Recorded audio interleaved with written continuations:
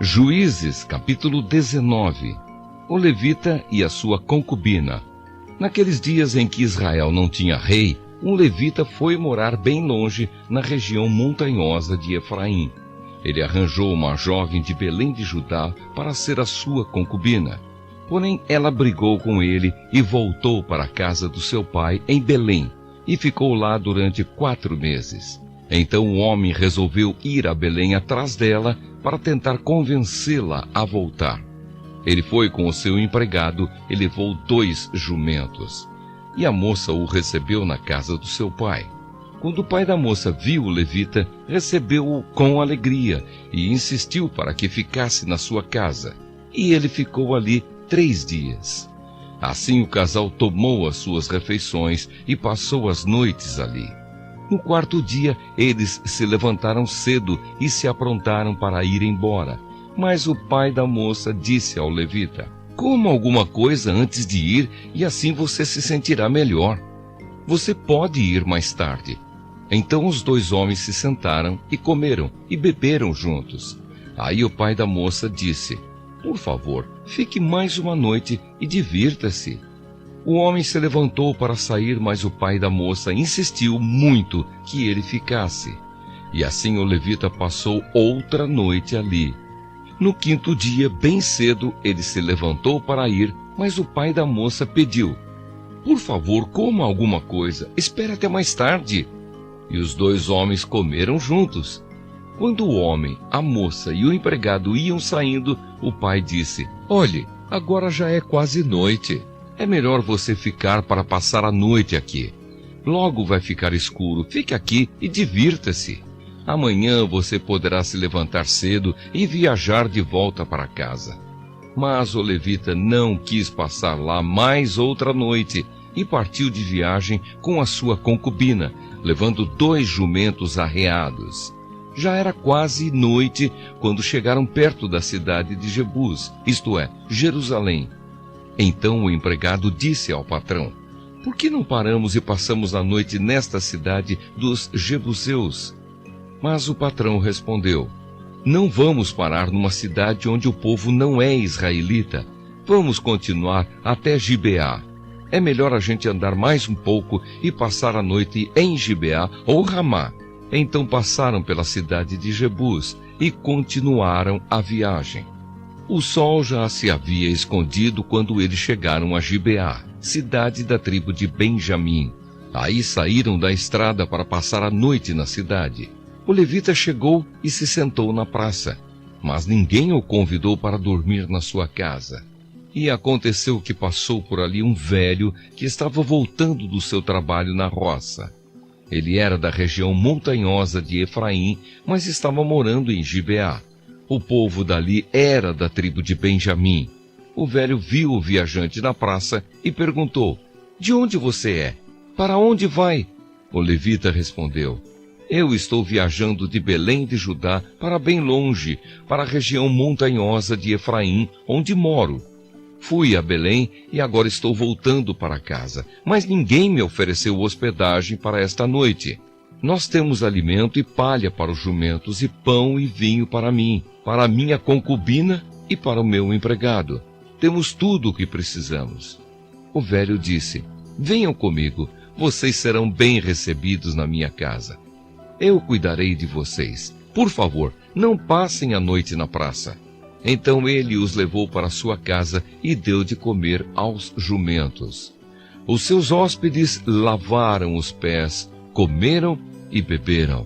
Enquanto eles conversavam alegremente, alguns homens imorais daquela cidade cercaram a casa e começaram a bater na porta. E disseram ao velho: traga para fora o homem que está na sua casa. Nós queremos ter relações com ele. Aí o velho saiu e disse: não, meus amigos, por favor, não façam essa coisa tão má e tão imoral. Este homem é meu hóspede. Olhem, estão aqui a minha filha virgem e a concubina dele. Eu vou pôr as 2 para fora e vocês poderão fazer com elas o que quiserem. Mas não façam essa coisa horrível com este homem. Mas eles não quiseram ouvi-lo. Então o levita pegou a sua concubina, a pôs para fora e a entregou a eles. E eles a forçaram e abusaram dela a noite toda e só a deixaram de manhã.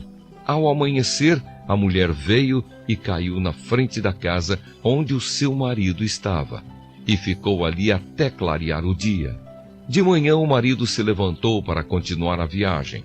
Quando abriu a porta, achou a sua concubina caída em frente da casa, com as mãos na soleira da porta. Aí lhe disse: levante-se, vamos embora. Porém não teve resposta. Então pôs o corpo dela atravessado sobre o jumento e seguiu viagem para casa. Quando chegou lá, entrou, pegou uma faca e cortou o corpo da concubina em 12 pedaços. Depois mandou um pedaço para cada uma das 12 tribos de Israel. E todos os que viam isso diziam: nunca vimos uma coisa assim, nunca houve uma coisa igual a essa desde o tempo em que os israelitas saíram do Egito. Pensem, o que vamos fazer agora? Juízes, capítulo 20. Planos para castigar os moradores de Gibeá. Por causa disso, todo o povo de Israel, desde Dan, no norte, até Berseba, no sul, e Gileade, no leste, se reuniu em Mispa. Eles se reuniram na presença de Deus, o Senhor, como se fossem uma só pessoa. Os chefes de todas as tribos de Israel estavam presentes nessa reunião do povo de Deus. Havia 400.000 homens a pé, treinados para a guerra. E o povo de Benjamim soube que todos os outros israelitas haviam subido até Mispa e que eles queriam saber como aquele crime havia sido cometido. Então o levita, marido da mulher assassinada, explicou: cheguei com a minha concubina a Gibeá, no território da tribo de Benjamim, para passar a noite. Os homens de Gibeá vieram de noite e cercaram a casa. Eles queriam me matar. Em vez disso, abusaram da minha concubina e ela morreu. Então eu peguei o corpo dela, cortei em pedaços e mandei um pedaço para cada uma das 12 tribos de Israel. Aquela gente cometeu um crime horrível no meio do nosso povo. Todos vocês que estão aqui são israelitas. Vamos resolver agora o que fazer.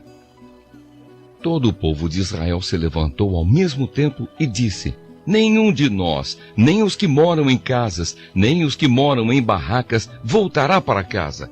Vamos escolher alguns homens para atacar Gibeá. A 10ª parte dos homens de Israel vai arranjar comida para os que vão lutar.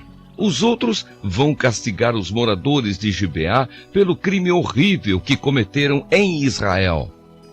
Então todo o povo de Israel se reuniu como se fosse uma só pessoa para atacar a cidade de Gibeá. As tribos israelitas mandaram que mensageiros fossem por toda a tribo de Benjamim e dissessem: que crime horrível vocês cometeram! Exigimos que vocês nos entreguem agora esses homens imorais para que nós os matemos. Assim tiraremos esse mal do meio do povo de Israel. Mas o povo de Benjamim não deu atenção aos outros israelitas. Eles saíram de todas as suas cidades e foram para Gibeá a fim de lutar contra o resto do povo de Israel. Naquele dia, eles convocaram das suas cidades 26.000 soldados. Depois, os moradores de Gibeá reuniram mais 700 homens especialmente escolhidos, que eram canhotos. Qualquer um deles podia atirar com funda uma pedra num fio de cabelo sem nunca errar. E os outros israelitas que iam lutar contra a tribo de Benjamim reuniram 400.000 soldados treinados. A guerra contra a tribo de Benjamim. Os israelitas foram ao lugar de adoração em Betel e ali perguntaram a Deus: qual das nossas tribos atacará primeiro a tribo de Benjamim? E o Senhor respondeu: a tribo de Judá. Na manhã seguinte, os israelitas subiram e acamparam perto da cidade de Gibeá. Saíram para combater contra a tribo de Benjamim e puseram os soldados em posição de ataque, de frente para a cidade. Então o exército de Benjamim saiu da cidade, e antes de terminar o dia, eles mataram 22.000 soldados israelitas. Aí o povo de Israel foi para o lugar de adoração, e na presença do Senhor chorou até a tarde. E eles perguntaram ao Senhor: devemos ir combater outra vez os nossos irmãos da tribo de Benjamim? E Deus respondeu: sim. Então o exército israelita se animou de novo, e eles puseram seus soldados em posição de combate novamente, no mesmo lugar em que haviam lutado no dia anterior. Os israelitas marcharam contra a tribo de Benjamim pela segunda vez. E pela segunda vez, os soldados de Benjamim saíram de Gibeá. E dessa vez mataram 18.000 soldados israelitas treinados. Então todo o povo de Israel subiu de novo até Betel para chorar. Ficaram ali na presença de Deus, o Senhor, e não comeram nada até a tarde. E apresentaram ao Senhor ofertas que foram completamente queimadas e sacrifícios de paz. Eles fizeram uma pergunta ao Senhor. Acontece que naqueles dias a Arca da Aliança estava ali, em Betel. E Finéias, filho de Eleazar e neto de Arão, estava encarregado de cuidar dela. A pergunta que eles fizeram foi esta: devemos sair mais uma vez para combater os nossos irmãos da tribo de Benjamim ou devemos desistir? O Senhor respondeu: combatam, porque amanhã eu farei com que vocês os derrotem. Então os israelitas puseram alguns soldados escondidos em volta de Gibeá. No terceiro dia, marcharam de novo contra o exército da tribo de Benjamim. Os seus soldados ficaram em posição de batalha de frente para Gibeá, como tinham feito antes. Os soldados de Benjamim saíram para combater e se afastaram da cidade. Como haviam feito antes, começaram a matar algumas pessoas na estrada de Betel, na estrada de Gibeá e em campo aberto. Mataram mais ou menos 30 israelitas e diziam: nós já os derrotamos como das outras vezes. Mas os israelitas disseram: vamos recuar e fazer com que eles se afastem da cidade e venham para as estradas. Então a maior parte do exército israelita saiu dali e tornou a se juntar em Baal-Tamar. Mas os homens que cercavam a cidade saíram de repente dos lugares onde estavam escondidos na planície de Gibeá. 10.000 dos melhores soldados israelitas atacaram Gibeá e o combate foi duro. Os benjamitas não imaginavam que iam ser destruídos. O Senhor Deus fez com que os israelitas derrotassem o exército de Benjamim. E naquele dia, os israelitas mataram 25.100 inimigos. Então os benjamitas compreenderam que estavam vencidos. A vitória dos israelitas. Os israelitas tinham se retirado durante a luta contra os benjamitas porque confiavam nos homens que haviam colocado escondidos em volta de Gibeá. Esses homens avançaram depressa na direção de Gibeá, espalharam-se e mataram todas as pessoas da cidade. O exército israelita e os homens que estavam escondidos tinham combinado um sinal. Quando vissem uma grande nuvem de fumaça subindo da cidade, os israelitas que estavam fora do campo de batalha deviam dar meia volta e atacar. Até aquele momento, os benjamitas já haviam matado uns 30 israelitas e diziam: sim, já os derrotamos como das outras vezes. Então o sinal apareceu. Uma nuvem de fumaça começou a subir da cidade. Os benjamitas olharam para trás e ficaram muito espantados quando viram a cidade inteira pegando fogo. Então os homens de Israel deram meia volta e os benjamitas ficaram apavorados porque viram que iam ser destruídos. Eles fugiram e correram na direção do deserto, mas não puderam escapar. Foram cercados pela maior parte do exército israelita e também pelos soldados que vinham da cidade e foram destruídos. Os israelitas cercaram os inimigos e os perseguiram sem parar até um lugar a leste de Gibeá, e os iam matando pelo caminho. 18.000 dos melhores soldados benjamitas foram mortos. Os outros fugiram na direção do deserto, para a rocha de Rimom. 5.000 foram mortos nas estradas. Os israelitas perseguiram o resto e assim mataram mais 2.000 homens. Ao todo, 25.000 benjamitas foram mortos naquele dia, todos eles soldados valentes. Porém, 600 homens fugiram para o deserto, para a rocha de Rimom, e ficaram lá 4 meses. Os israelitas atacaram o resto dos benjamitas e os mataram, tanto homens como animais, e destruíram tudo o que encontraram, e queimaram todas as cidades da região. Juízes, capítulo 21. Esposas para a tribo de Benjamim. O povo de Israel havia feito em Mispa este juramento a Deus: nenhum de nós deixará que um homem da tribo de Benjamim case com uma das nossas filhas. O povo foi a Betel e ficou ali na presença de Deus até a tarde. Eles choraram amargamente em voz alta, dizendo: Ó Senhor Deus de Israel, por que aconteceu isso? Por que está faltando uma das nossas tribos? O povo se levantou bem cedo na manhã seguinte e construiu ali um altar.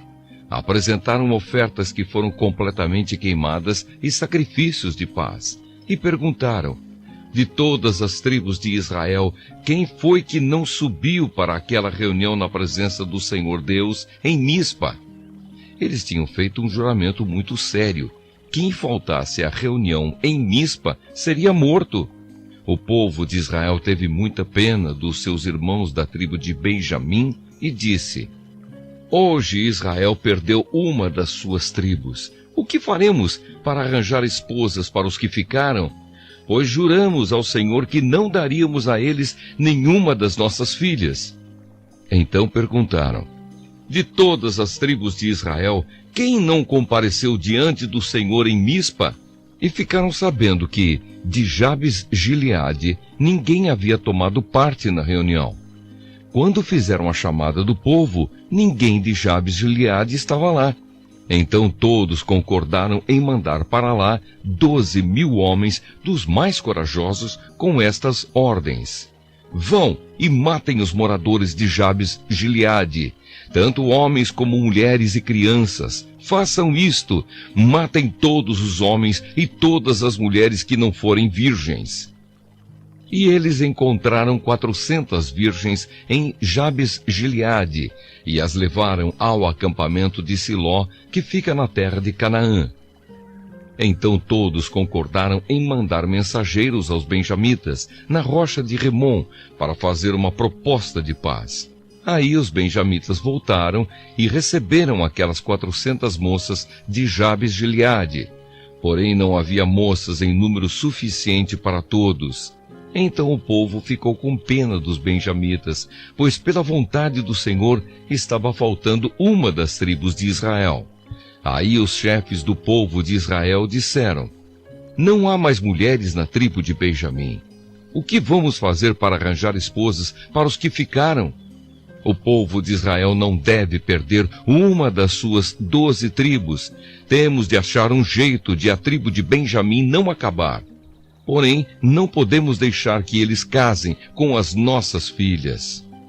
Eles falavam isso porque o povo de Israel havia amaldiçoado quem deixasse um benjamita casar com a sua filha. Então disseram: a festa anual do Senhor na cidade de Siló está perto. Siló fica ao norte de Betel, ao sul de Lebona, e a leste da estrada que vai de Betel a Siquém. E os chefes do povo de Israel disseram aos benjamitas: vão, escondam-se nas plantações de uvas e fiquem vigiando. Durante a festa, quando as moças de Siló saírem dançando, vocês também saiam das plantações de uvas e cada um agarre uma das moças e leve embora para a terra de Benjamim. Assim, quando os pais ou irmãos delas vierem se queixar, nós poderemos dizer: Por favor, deixe que elas fiquem, pois na batalha contra Jabes-Gileade não conseguimos mulheres para todos os benjamitas. E vocês não serão culpados de quebrarem a promessa, pois não deram as suas filhas a eles, elas foram roubadas. E assim fizeram os benjamitas. Cada um deles escolheu uma esposa entre as moças que estavam dançando e a levou embora. Então voltaram para a sua terra, construíram de novo as suas cidades e ficaram morando ali. Enquanto isso, os outros israelitas saíram e cada um voltou para a sua tribo, a sua família e as suas terras. Naquele tempo não havia rei em Israel e cada um fazia o que bem queria. Rute, capítulo 1. Elimeleque e a sua família em Moabe.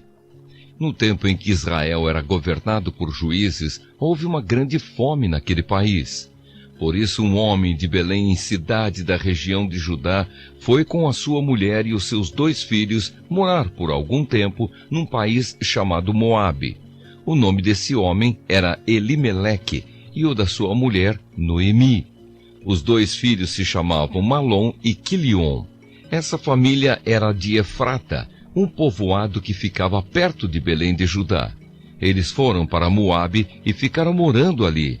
Algum tempo depois, Elimeleque morreu, e Noemi ficou com os 2 filhos que casaram com moças moabitas. O nome de uma delas era Orfa, e o da outra, Rute.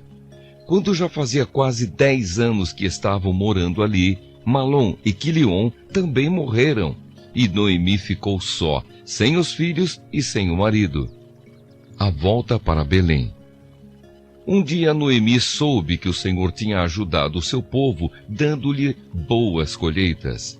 Então ela se aprontou para sair de Moabe com as suas noras. Elas saíram a fim de voltar para Judá, mas no caminho Noemi disse às noras: voltem para casa e fiquem com as suas mães.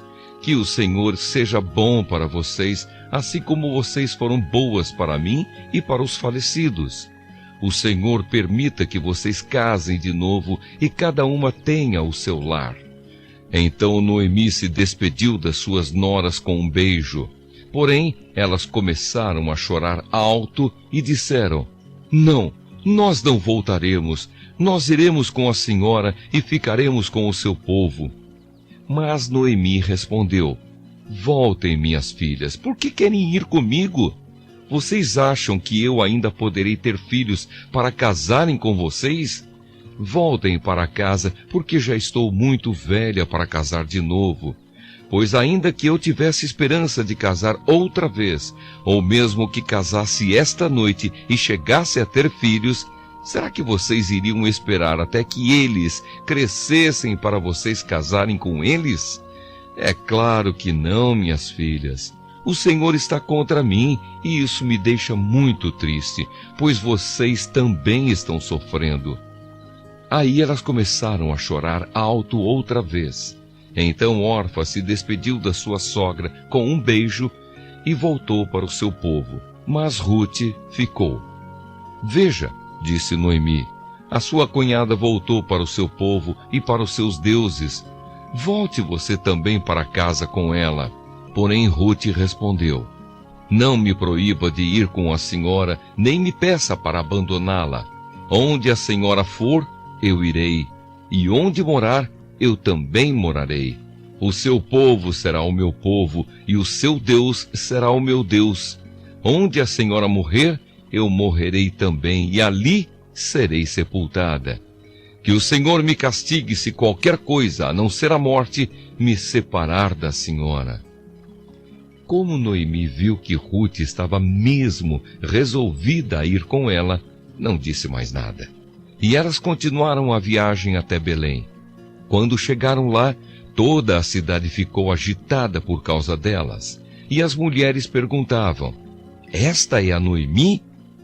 Porém ela respondia: não me chamem de Noemi a feliz, chamem de Mara a amargurada, porque o Deus Todo-Poderoso me deu muita amargura. Quando saí daqui, eu tinha tudo, mas o Senhor me fez voltar sem nada. Então, Por que me chamar de feliz se o Deus Todo-Poderoso me fez sofrer e me deu tanta aflição? E foi assim que Noemi voltou de Moabe com Rute, a sua nora moabita. Elas chegaram a Belém quando a colheita de cevada estava começando. Rute, capítulo 2. Rute vai catar espigas.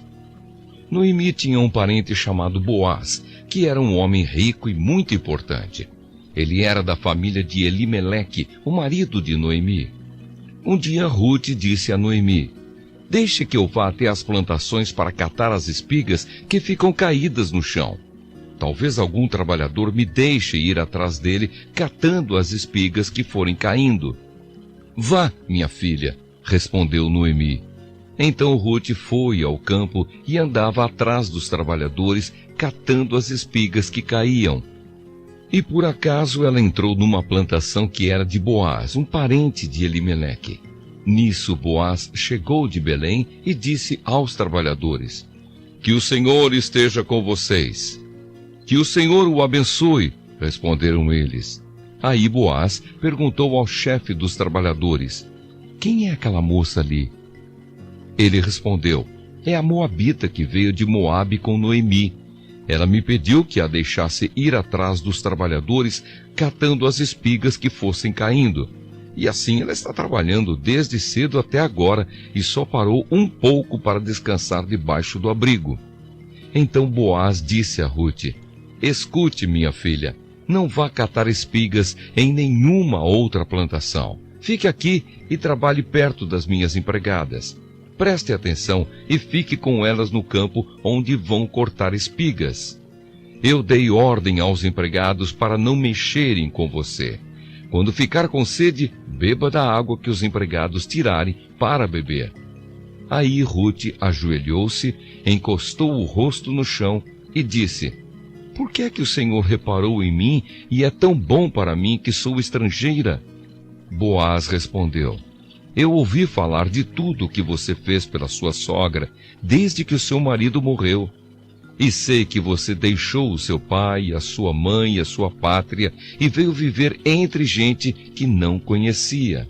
Que o Senhor a recompense por tudo o que você fez. Que o Senhor, o Deus de Israel, cuja proteção você veio procurar, lhe dê uma grande recompensa." Rute disse a Boaz: "O Senhor está sendo muito bom para mim. O Senhor me dá ânimo falando comigo com tanta bondade, pois eu mereço menos do que uma das suas empregadas." Na hora do almoço, Boaz disse a Rute: "Vem aqui, pegue um pedaço de pão e molhe no vinho." Então ela sentou-se ao lado dos trabalhadores e Boaz lhe deu cevada torrada. Ela comeu até ficar satisfeita e ainda sobrou. Quando Rute se levantou para ir de novo catar espigas, Boaz ordenou aos empregados: "Deixem que ela apanhe espigas até no meio dos feixes, e não a aborreçam. Tirem também algumas espigas dos feixes e deixem cair para que ela possa apanhar, e não briguem com ela." E assim Rute catou espigas no campo até de tarde. Depois debulhou os grãos das espigas que havia apanhado, e estes pesaram quase 25 quilos. Pegou a cevada, voltou para a cidade e mostrou à sua sogra o quanto havia catado. Também lhe deu a comida que tinha sobrado do almoço. Então Noemi perguntou: "Onde é que você foi catar espigas hoje? Onde foi que você trabalhou? Que Deus abençoe o homem que se interessou por você." Aí Rute contou a Noemi que havia trabalhado na plantação de um homem chamado Boaz. E Noemi disse: "Que o Senhor abençoe Boaz, que sempre tem sido bom, tanto para os que estão vivos como para os que já morreram." Noemi continuou: "Esse homem é nosso parente chegado e um dos responsáveis por nós." Então Rute disse: "Além de tudo isso, ele disse que eu posso continuar trabalhando com os seus empregados até acabar a colheita." Noemi respondeu: "É bom que você vá com as empregadas dele, minha filha, pois se fosse trabalhar na plantação de outro homem, você poderia ser humilhada." Assim Rute trabalhou com as empregadas de Boaz e catou espigas até terminar a colheita da cevada e do trigo, e continuou morando com a sua sogra.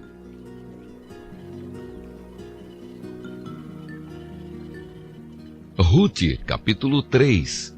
A bondade de Boaz. Um dia Noemi disse a Rute: minha filha, preciso arranjar um marido para você, a fim de que você tenha um lar.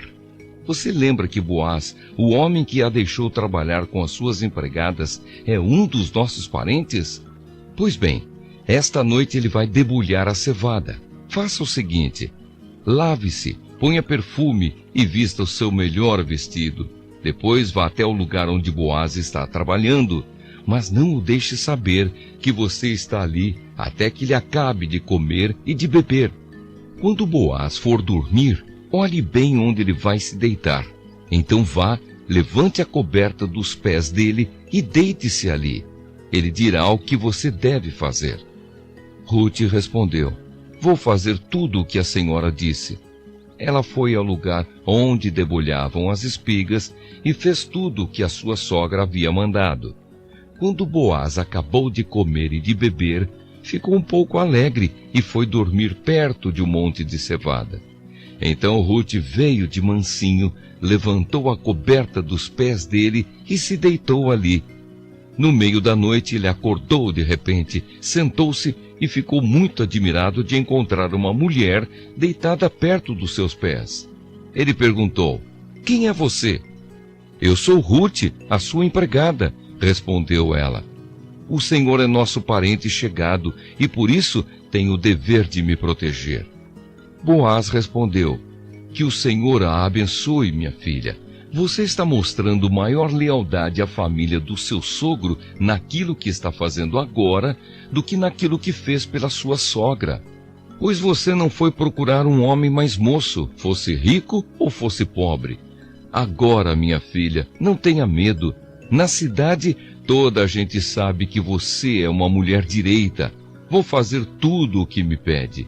De fato, sou seu parente chegado e sou responsável por você. Mas acontece que há um homem que também é seu parente e até mais chegado do que eu. Fique aqui o resto da noite e de manhã nós veremos se ele quer ser responsável por você. Se ele quiser, muito bem. Mas se não quiser, prometo por Deus, o Senhor, que ficarei com essa responsabilidade. Agora deite-se e durma de novo. Então Rute passou o resto da noite deitada aos pés dele. Enquanto ainda estava escuro, ela se levantou para não ser vista, pois Boaz não queria que ninguém soubesse que uma mulher havia ido lá.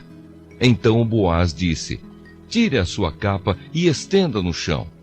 Ela estendeu e ele despejou na capa uns 20 quilos de cevada e a ajudou a pôr no ombro.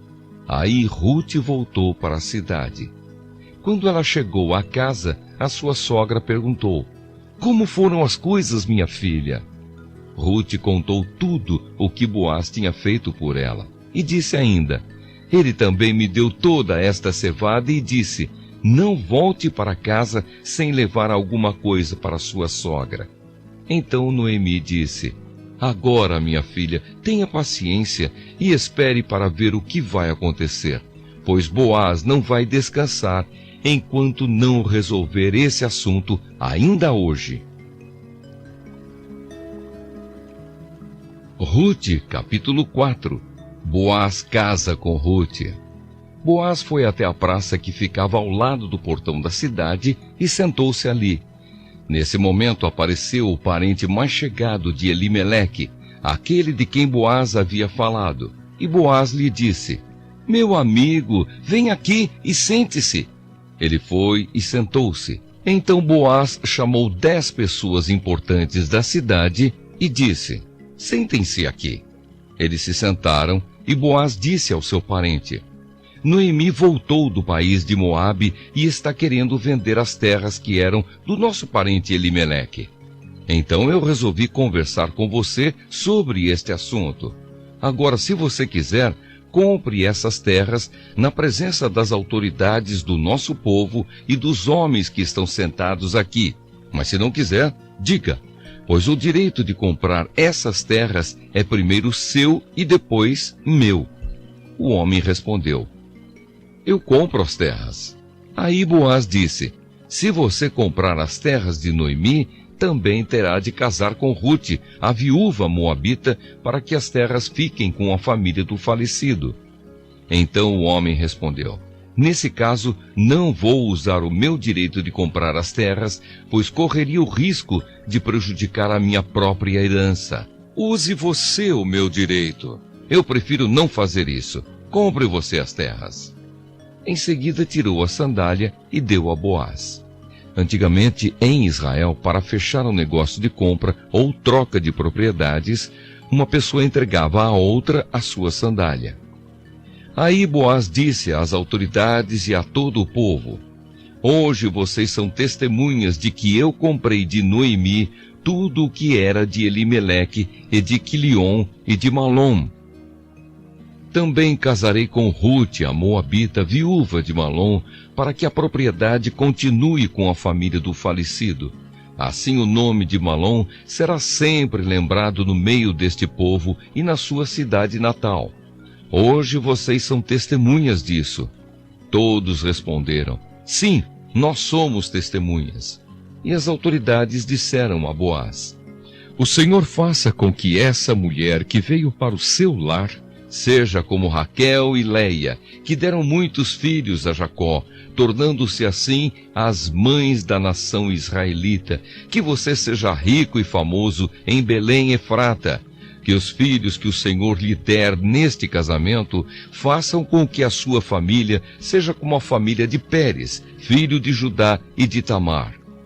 Então Boaz levou Rute para casa para ser a sua mulher. Eles tiveram relações e o Senhor deu a Rute a bênção de ficar grávida. E ela deu à luz um filho. E as mulheres disseram a Noemi: louvado seja o Senhor que lhe deu hoje um neto para cuidar de você. Que este menino venha a ser famoso em Israel. Que ele seja um consolo para o seu coração e lhe dê segurança na velhice. A sua nora, a mãe do menino, a ama, e ela vale para você mais do que 7 filhos. Noemi pegou o menino no colo e cuidou dele. Ao vê-lo, as mulheres da vizinhança diziam: nasceu um filho para Noemi, e lhe deram o nome de Obed. Obed veio a ser o pai de Jessé, que foi o pai do rei Davi. Os antepassados de Davi desde Pérez são estes: Pérez, Esrom, Rão, Aminadab, Nasson, Salmom, Boaz, Obed e Jessé.